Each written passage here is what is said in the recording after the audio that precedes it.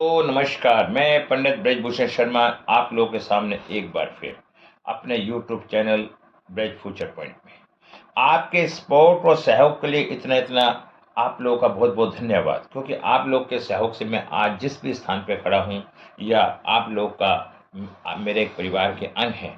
जिस तरह परिवार मेरा दिन प्रतिदिन बढ़ता जा रहा है, आज लगभग 35,000 सब्सक्राइबर मेरे हो चुके हैं। इसमें सब में बड़ा सहयोग आप लोगों का ही है। दोस्तों, मैंने अभी जो 2 दिन 1 दिन पहले वीडियो लिखी थी, नवरात्रे क्यों मनाए जाते हैं? नवरात्रे त्योहार क्यों मनाया जाता है और नवरात्रों का क्या महत्व है? आज मैं जो बनाने जा रहा हूँ, नवरात्रे साल में 2 बार मनाए जाते हैं। ऐसा क्यों? उसके बारे में मैं विस्तार से आपको जानकारी दे रहा हूँ। आप मेरी वीडियो को शुरू से लेके लास्ट तक देखेंगे तो कुछ फ़ायदा मिलेगा। यदि आपके मन में खाली बटन दाबना है, उससे कोई फ़ायदा नहीं है, उससे कुछ प्राप्ति नहीं होगी। दोस्तों, ज्ञान और अज्ञान हमारे पास ही है। ज्ञान का इस्तेमाल करते हैं तो काम अच्छा होता है, अज्ञानता से वो काम बुरा होता है। तो अब मैं आपसे अब निवेदन करता हूँ कि आप वीडियो को देखें और सुनें और मेरा साथ दें। देखिए दोस्तों, नवरात्रे साल में 2 बार ही क्यों बनाए जाते हैं? हमारा आज का विषय है। नवरात्रों का क्या महत्व है, ये मैं बता चुका हूं।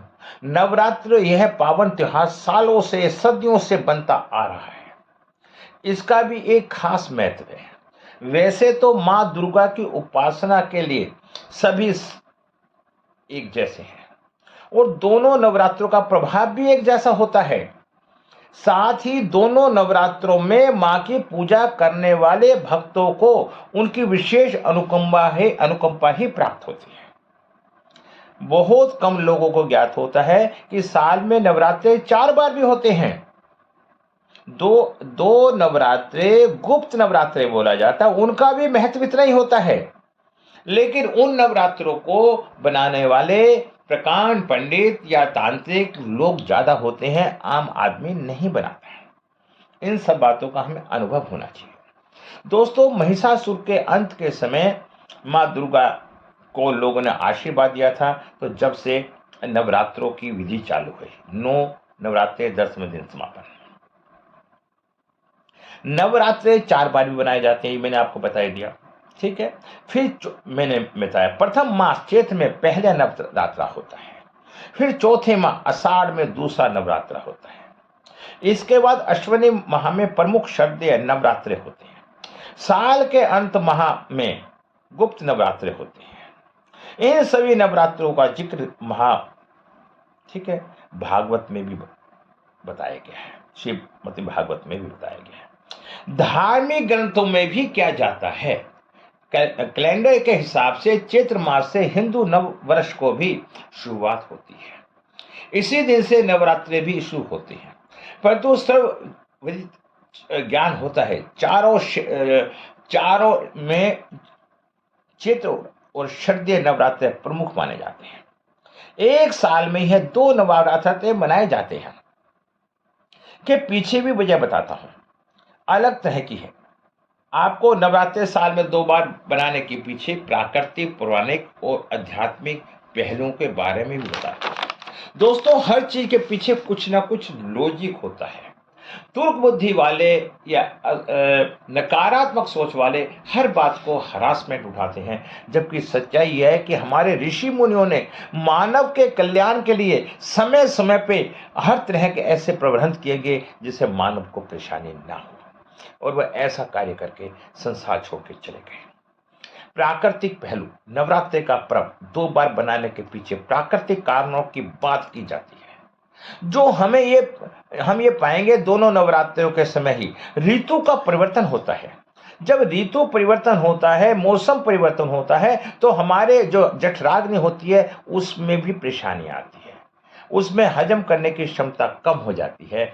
तो जब हमारे प्राकृतिक परिवर्तन आता है तो उस टाइम हम उपवास रखते हैं। उपवास रखने के पीछे हमारा मकसद यही होता है कि हम कम से कम खाएंगे तो हमारी जठराग्नि है वो ज़्यादा डिस्टर्ब नहीं होगी और हमारा स्वास्थ्य ठीक बना रहेगा। लेकिन हम आज इन सब बातों को भूल गए। मात्र हम त्योहार रखने का उद्देश्य हमारा एक ही होता है कि अच्छा खाएं और व्रत रखें और कहें कि हमने व्रत रखे हैं माँ भगवती के, 9 व्रत रखे हैं। आज हम डींग मांग मारते हैं, आज हम चर्चा करना चाहते हैं, अपना नाम करना चाहते हैं, जबकि सच्चाई यह है कि अगर आप व्रत रखेंगे तो आपका शरीर स्वस्थ रहेगा। दोनों नवरात्रों के समय भी ऋतु परिवर्तन होता है। गर्मी और सर्दी के मौसम का प्रारंभ से पूर्व प्रकृति से बड़ा परिवर्तन होता है। जैसे जब गर्मी शुरू होती है तो मौसम परिवर्तन होता है, तो उस समय हम फास्ट रख लेते हैं। प्राकृतिक माता की इस शक्ति के उत्सव को आधार मानती है। नवरात्रि पर्व हर्ष, आस्था और उल्लास के साथ मनाया जाता है। ऐसा प्रतीत होता है कि प्रकृति सव्य ही दोनों समय काल घर से ही में ही नवरात्रि का उत्सव के लिए तैयार रहती है। तभी तो ना इस समय मौसम अधिक गर्म ना अधिक ठंडा होता है, खुशनुमा मौसम होता है और बढ़ता रहता है। भौगोलिक पहलू, अगर भौगोलिक आधार पर गौर किया जाए, मार्च और अप्रैल के जैसे ही सितंबर और अक्टूबर के बीच दोनों ओर रात लंबाई और जो एक समान होती है। इस भौगोलिक समानता के कारण से भी एक साल में दोनों नवरात्रों को मनाया जाता है। प्राकृतिक माइंड बदलाव के चलते मन तो मन हमारे दिमाग में भी परिवर्तन होता है, और इस प्रकार नवरात्रि के दौरान व्रत रखकर शक्ति की पूजा करने से शारीरिक और मानसिक संतुलन बना रहता है। आध्यात्मिक पहलू, नवरात्रि का त्योहार साल में 2 बार बनाया जाता है। पीछे प्राचीन कथाओं का उल्लेख भी पुराणों में मिलता है आ रहा है। माना जाता है कि पहले नवरात्रि सब चैत्र नवरात्रि होते थे, ग्रीष्म काल के प्रारंभ से पहले बनाए जाते थे। लेकिन जब श्री राम ने रावण का अंत किया और उनका अंत करने के बाद वो अयोध्या वापस आए, तो उन्होंने मां दुर्गा का आशीर्वाद लेने के लिए एक अनुष्ठान, एक पूजा की, क्योंकि उन्हें पता था कि जो नवरात्रे हैं वो तो बहुत समय बाद आएंगे।